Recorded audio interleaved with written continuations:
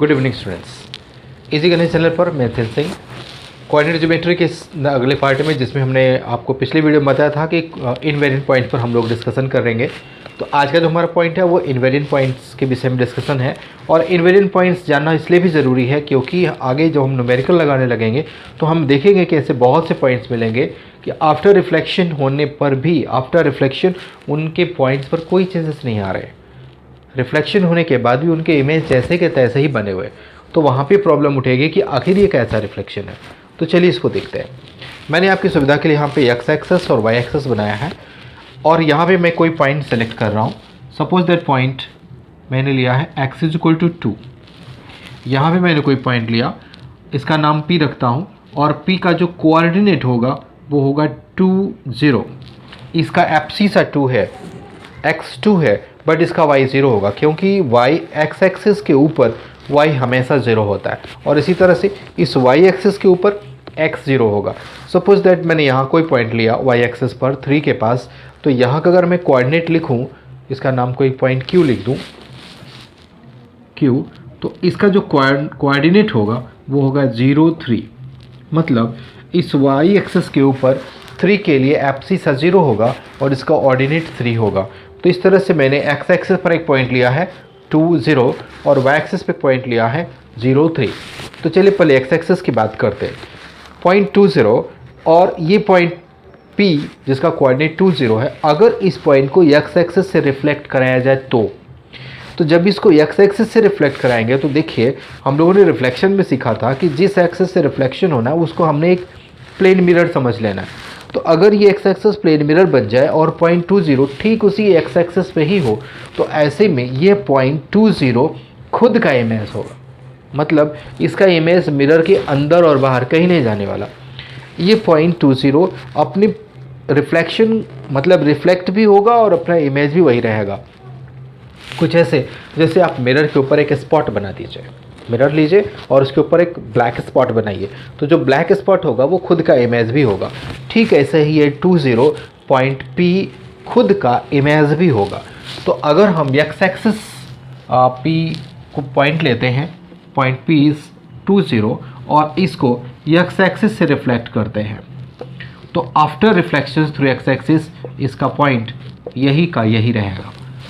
mx 2 0 मतलब reflection of point 2 0 through x axis, it is 2 0 because 2 0 is the point which lies on x axis और ये x axis से reflect भी हो रहा है।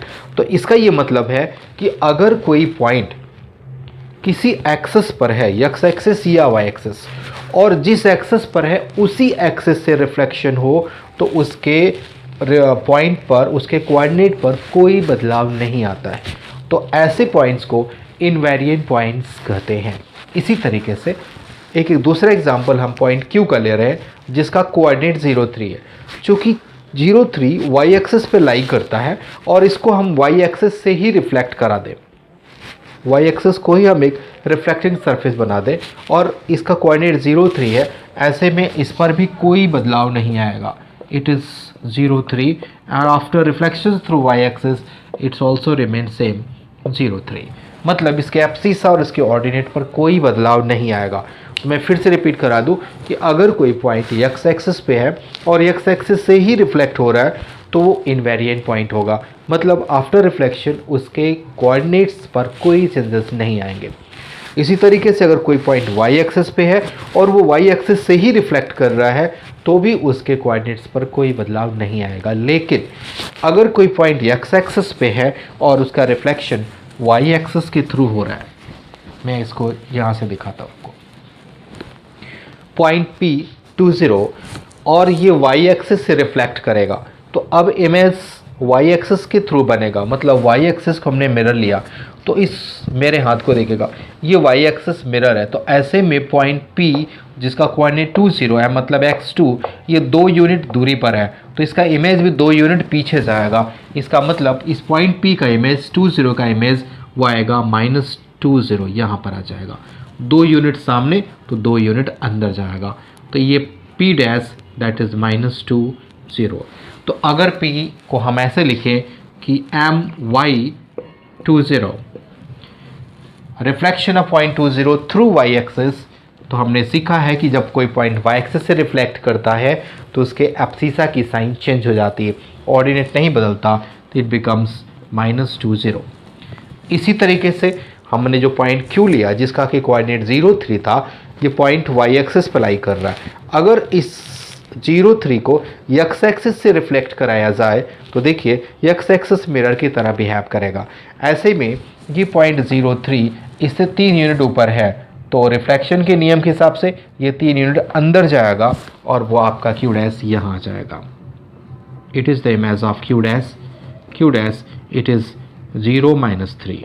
मतलब कि अगर क्यू है आपका 0 3, तो अगर इसको हम mx 0 3 कहें, मतलब reflection of point 0 3 through x axis, और हमने सीखा है कि एक्स एक्सिस से रिफ्लेक्शन होने पर एब्सिसा पर कोई बदलाव नहीं आता, ऑर्डिनेट की साइन चेंज हो जाती है, तो इट बिकम्स 0 -3। तो यहाँ पे ऐसे कंडीशन में इनको हम इनवेरिएंट्स नहीं कहेंगे। तो ध्यान ही रखिएगा कि इनवेरिएंट पॉइंट्स वही होंगे जो हमेशा एक्स एक्सिस या वाई एक्सिस पर लाई करेंगे, या जिस एक्सिस से रिफ्लेक्शन होना है हमेशा उसी एक्सिस पर होंगे। तो स्पेशली अगर हम एक्सिस की बात करें, एक्स एक्सिस या वाई एक्सिस, तो एक्स एक्सिस पर पॉइंट हो और रिफ्लेक्शन थ्रू एक्स एक्सिस हो रहा हो तो उसके कोऑर्डिनेट्स पे कोई बदलाव नहीं आएंगे। इसी तरह कोई पॉइंट वाई एक्सिस पे है और वो एक्सिस से रिफ्लेक्ट भी हो रहा है तो भी उसके कोऑर्डिनेट्स पर कोई बदलाव नहीं आएगा। तो ऐसे पॉइंट्स को ही इनवेरिएंट पॉइंट्स कहा जाता है। अब इनवेरिएंट से रिलेटेड कुछ क्वेश्चंस को हम लोग अगले वीडियो में देखेंगे, क्योंकि क्वेश्चंस को टेकअप करने में वीडियो बड़ी हो जाती है तो आपके लिए भी थोड़ा सा असुविधाजनक होगा। तो इसको ध्यान रखते हुए हम अगली वीडियो में इनवेरिएंट पॉइंट्स के कुछ न्यूमेरिकल को लेंगे और फिर इस पूरे चैप्टर को कंक्लूड करेंगे। तो वीडियो कैसा लगा इसको कमेंट करिएगा, और चैनल पर अगर आप नए हो तो चैनल को सब्सक्राइब ज़रूर करिएगा, लाइक करिएगा और ज़्यादा से ज़्यादा लोगों को शेयर करिए। So thank you for watching.